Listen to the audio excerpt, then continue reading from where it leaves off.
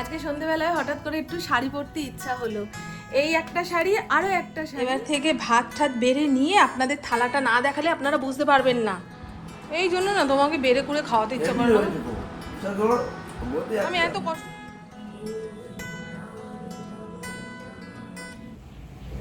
হাওয়া দিচ্ছে কিন্তু ভালো, জানেন, কোথাও বৃষ্টি হচ্ছে কিন্তু শ্রীরামপুরে বৃষ্টি হবে না। আজকে তো আমাদের এখানে দেব আসবে, তা সকাল থেকে গাড়ি কম চলছে, যারা স্কুলে যাবে তাদের স্কুলে যেতে অসুবিধা হচ্ছে। এই তো আজকের দিনটাই তো লাস্ট প্রচার, কালকের দিনটা পুরো নিস্তব্ধ থাকবে, পরশুদিন ভোট।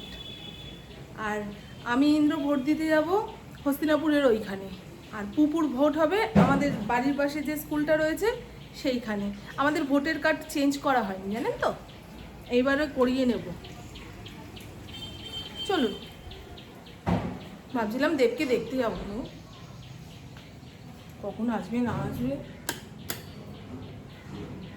সকাল থেকে ভাবছি বৃষ্টিটা হলে একঘেয়েমি কাটবে, আর ভাল লাগছে না, টানা গরম নিতে পারছি না, কখনো পেট খারাপ, কখনো মন খারাপ, কখনো মাথা যন্ত্রণা করছে গরমের ঠেলায়। আজকে বৃষ্টিটা হলে ভালো হয়, কালকেও ভেবেছিলাম, কিন্তু কিছুতেই কিছু হচ্ছে না। চা বসে, আমার একটুখানি চা লাগবে। সকালে মাথায় জল দিয়ে স্নান করে যখনই সবজিপাতি কাটতে বসবো পাখার নিচে, ওই হাওয়াতে চোখ বন্ধ হয়ে আসে। একটুখানি চা না খেলে হবে না, এখন তো বিকেলে চা খেতে পাচ্ছি না। আজকে রান্না করব ডাল, আলু সেদ্ধ, সঙ্গে পাঁপড় ভাজা। হাবিজাবি খেতেও ইচ্ছা করছে না, আর রান্নাও করতে ইচ্ছা করছে না। কি দিয়ে কি রাঁধবো?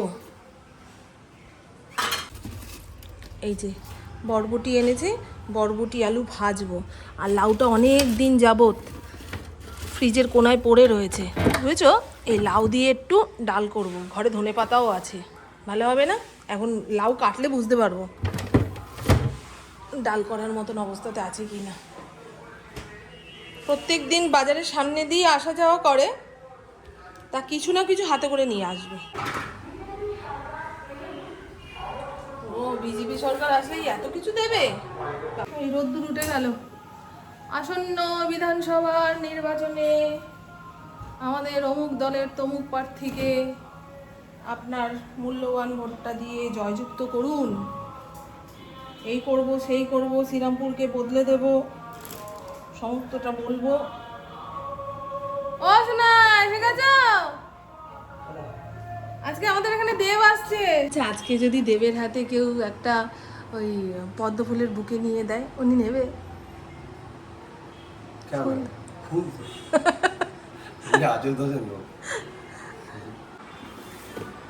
পাউরুটিটাকে সেকি নাও মা, আর এই পাউরুটিটা একটু সেকে বাটার লাগিয়ে দিয়েছি, একদম অল্প পরিমাণে চা বানিয়েছি, দেখেছেন? আর এই দেখুন আমার অপরাজিতা ফুলের গাছে আজকে দুখানা ফুল হয়েছে। এবারে যে মটর ডালটা ইন্দ্র এনে দিয়েছে, এ 8-9খানা সিটি দেওয়ার পরেও আমার দিকে তাকিয়ে থাকে, জানেন, ড্যাব ড্যাব করে। সেই জন্য ভিজিয়ে রেখে তারপরে রান্না করছি। আজকে তোমাকে বলেছিলাম ফেরার পথে উচ্ছে নিয়ে এসো। বরবটি একদম ঝিরিঝিরি করে কেটেছি, ভেবেছিলাম একটু আলু দিয়ে ভাজবো, আর দিলাম না, অনেকটাই রয়েছে তো, আলু দিলে আরও অনেকটা হয়ে যাবে, খাবে কে এত ভিটামিন। অল্প তেলে ঢাকা চাপা দিয়ে ভাজতে বসিয়েছি। আর দেখুন ডালটা ভিজিয়ে রেখেছিলাম বলে 3-4টে সিটিতেই এরকম গলে গেছে। মটর ডাল একটুখানি গলা গলা না হলে ভালো লাগে। এর মধ্যে রয়েছে ধনেপাতা, জলের বোতলগুলো ভরে ফেললাম, এগুলো ঘরে রেখে দিলে এসির হাওয়ায় ঠান্ডা হয়ে যাবে জলটা। দুপুরে তো এখন আমরা এই ঘরেই বসেই খাচ্ছি। আলুটাও গরম গো, ঠান্ডা না হলে চটকাতে পারবো না। আর এই দেখুন বন্ধু, এখানে শুকনো লঙ্কা ভেজে ডলে রেখেছি, আলু ভাতেটা চটকাবো, পুরো লাল লাল আলু ভাতে মাখা। এই গরমে কাঁচা লঙ্কা দিয়ে মেখে খেলেই ভালো হতো, তবে দুপুরের আলু ভাতে তো একটু রংচক না হলে আর খেতে মন চাইবে না। দাঁড়ান, ডালটা একটু নেড়ে চেড়ে দেখাবো। সব হাতাখুন্তি ভালো, রান্নাঘরটা এখনো গুছাতে পারিনি। এই হলো লাউ ধনে পাতা দিয়ে পাতলা করে মটর ডাল। ঠান্ডা হয়ে গেলে ঘন হবে। লাউ ডালের সঙ্গে কিংবা লাউ তরকারির সঙ্গে ধনে পাতাটা খুব যায়, খুব যায়। ঘরে ধনে পাতা ছিল বলেই এই ডালটা করলাম, নাহলে তিতার ডাল করতাম। ঘরে উচ্ছে ছিল না গো, ইন্দ্রকে আনতে বলেছিলাম, উচ্ছে আনেনি। আর এই হলো বরবটি ভাজা, 1 বাটি ভিটামিন।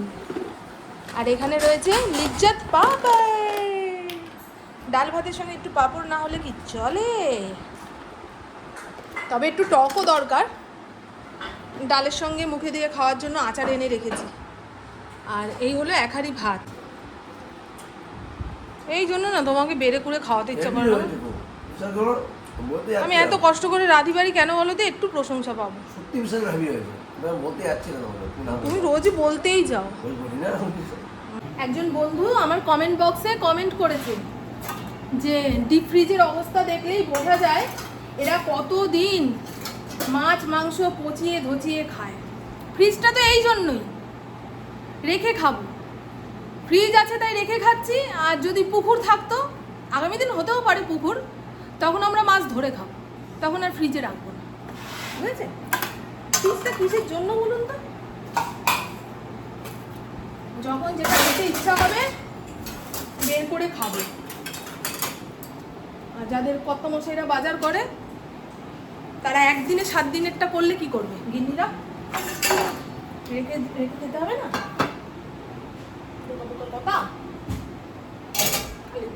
কথা প্রভু খেয়ে বেরিয়ে যাক, তারপরে আমি কুকু খেতে বসবো। যত তাড়াতাড়ি এই খাওয়ার ঝামেলাটা মেটে ততই ভালো। দেখুন সকাল থেকে মেঘলা মেঘলা ওয়েদার ছিল, ভাবলাম দেবকে দেখতে যেতে পারবো, কিন্তু এখন গনগনে রোদ। যা পারবো না বাবা, একজন ভোটার অজ্ঞান হয়ে পড়ে থাকবে। এই আমি আমার কথা বলছি, রোদ আমার সহ্য হয় না। নয় মাথা যন্ত্রণা শুরু হবে, নাহলে পেটের অবস্থা খারাপ হয়ে যাবে। দুটোর মধ্যে যে কোনো একটা হবে। রোদ মোটে নিতে পারছি না। ফ্রিজে যে অল্প একটু মাছের ডিম ছিল সেটা ভুলে গেছি। ইন্দ্রকে খেতে দিলাম তখন মনে পড়েনি, এই এখন মনে পড়লো। আমার আর পুকুর জন্য একটুখানি পেঁয়াজ লঙ্কা কুচি তারপরে রসুন কুচি সমস্ত দিয়ে অল্প একটুখানি বেসন দিয়ে মাছের ডিমটাকে মেখে বড়া বানিয়ে নিলাম। গরম গরম মাছের ডিমের বড়া, ওফ দুর্দান্ত লাগে, দুর্দান্ত লাগে। চলুন ভাতটা বেড়ে নিই ফটাফট ফটাফট। আর এই হলো আজকের লাঞ্চ থালি।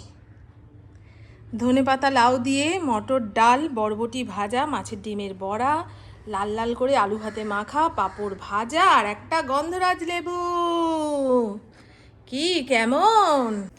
এবার থেকে দুপুরের ভাত বেড়ে নিয়ে আপনাদের একবার দেখিয়ে দেবো, নাহলে ভাববেন মামুন তো রান্নায় ফাঁকি দেয়, ওই তো না খেয়ে থাকে। গুড ইভিনিং, শুভ সন্ধ্যা। ঘড়ির কাঁটা 6:30 ঘরে। আজকে সন্ধ্যেবেলায় হঠাৎ করে একটু শাড়ি পরতে ইচ্ছা হলো। এই একটা শাড়ি, আরও একটা শাড়ি আমি ওই মিশো অ্যাপ থেকে আনিয়েছি। এটা নীল ষষ্ঠীর দিন পরেছিলাম। আর একটা শাড়ি খয়েরি রঙের, সেটা অক্ষয় তৃতীয়ার দিন পরেছিলাম, আমাদের অফিসে পুজো ছিল। তারপরে কেচে ধুয়ে খড়খড়ে ভাবটা ছাড়িয়ে রেখে দিয়েছি। এখন ওগুলো মাঝে মধ্যে বাড়িতে পরে শাড়ি পরার অভ্যাসটা করব। জানেন আমার আগের অনেক পুরনো কিছু তাঁতের শাড়ি এই বক্স খাটের ওই কোণটায় ব্যাগে ভরে রেখে দিয়েছি। শাড়ি পরার অভ্যাস হয়ে গেলে ওগুলো বের করে মাঝে মধ্যে পরবো। আগে একটা টাইমে আমি শাড়িই পরতাম গো। আমার এই নাইটি পরা দেখে হয়তো আপনারা বুঝতে পারবেন না যে মামন কোনোদিন শাড়ি পরেছে কি না, কিন্তু না, আমার বিয়ের পরে পরে যতদিন পুপু হয়নি, পুপু হওয়ার পর থেকে আমার শাড়ি পরাটা চলে গেল। নাহলে আমি আমার যা সব শাড়িই পরতাম। তারপরে পুপু সিজারে হলো, টাইট পোশাক পরতে পারবো না, সেই জন্য শাড়ি পরা হয়নি। তারপরে বাচ্চা যখন তখন ভিজিয়ে দিচ্ছে, কত শাড়ি ধোবো মেলবো গো, সেই জন্য শাড়ি পরা উঠে গেছে।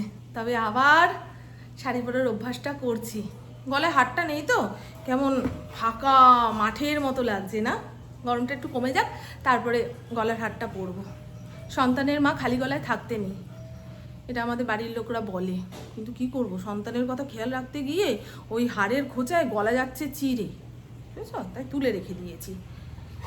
ইন্দ্র মাঝখানে একবার এসে ছাদের গাছগুলোতে জল দিল, বেশ সুন্দর করে গাছগুলোকে স্নান করিয়ে দিচ্ছে, গাছের ফলগুলো রুষ্টপুষ্ট হয়েছে। আর সবেদাটা আপনারা পেরে নিতে বলেছেন অনেকেই, যে গাছে থাকলে হনুমান উৎপাত করবে, তোমরা আর খেতেই পারবে না। আর সবেদা নাকি গাছে পাকে না, পেরে নিতে হয়। দেখি, ইন্দ্রকে বলে রেখেছি। ইন্দ্র তো ফল গাছগুলো যত্ন করে, ওকে না বলে, ওর অনুমতি না নিয়ে আমি আর ফলগুলো পারতে পারছি না।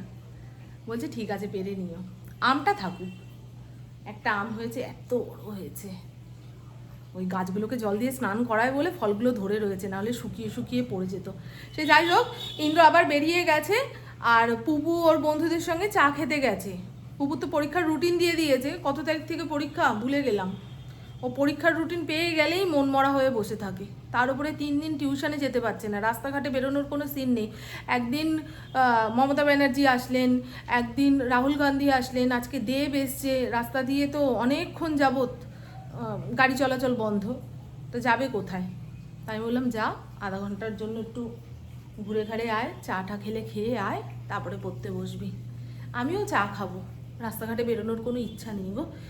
গরমটা কম, কিন্তু কেমন অস্থির অস্থির লাগছে ভেতরটা। আমি একটু নিচের ঘরে ওই ধুনোটা দিয়ে নিই। ইন্দ্র তো ঠাকুর ঘরের সন্ধ্যা পুজো দিয়েই গেছে, তারপরে চা বানিয়ে খাবো। আর আমাকে ভাল লাগছে বন্ধু, ভালো লাগছে। তার উপরে গুঁড়ো সিঁদুরটা কপালে দিয়েছি। এবারে যে কেয়া শেটের লিকুইড সিঁদুরটা এনেছি, রংটা যে কি খারাপ। অত লাল সিঁদুর কপালে দিলে আমার মুখটা কেমন যেন লাগে, মনে হয় কপাল দিয়ে একটা জিভ বেরিয়ে রয়েছে, বুঝেছো? আমার এই খয়েরি মেরুন কালারের সিঁদুরটা খুব পছন্দ, কিন্তু মেরুন কালারের লিকুইড সিঁদুর তো আনা হয়নি, গুঁড়ো সিঁদুরটাই দিচ্ছি। ও একদম বাড়ির নতুন গিন্নি। আমার পুপু দেখেই চমকে যাবে। তুমি শাড়ি পরেছো কেন? কোথায় যাবে মা? ইন্দ্র দেখলে চমকে যাবে, এই কোথায় যাবে তুমি, শাড়ি পরেছো? ওদের বোঝাতেই পারি না যে বাইরে না বেরোলেও ঘরে সেজে বুঝে থাকা যায়। কখনো দেখেনি তো এরকম, কিন্তু এখন থেকে এরকম মাঝে মধ্যে শাড়ি পরবো আমি। অনলাইন থেকে ধূপ কাপগুলো আনিয়েছি, এই যে ধরিয়ে একটা রাখলাম, এর ওপরে এই যে গুঁড়ো করা ধুনো রয়েছে, 1/2 চামচ দিয়ে দিলেই বেশ সুন্দর জ্বলবে। আর আস্তে আস্তে ধোঁয়াটা সারা ঘরে ছড়াবে, তো ধুনোর গন্ধটা স্পষ্ট নাকে আসে।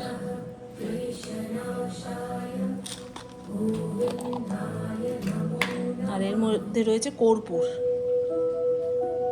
কর্পূরটা দিয়ে দিলে সুন্দরভাবে জ্বলবে।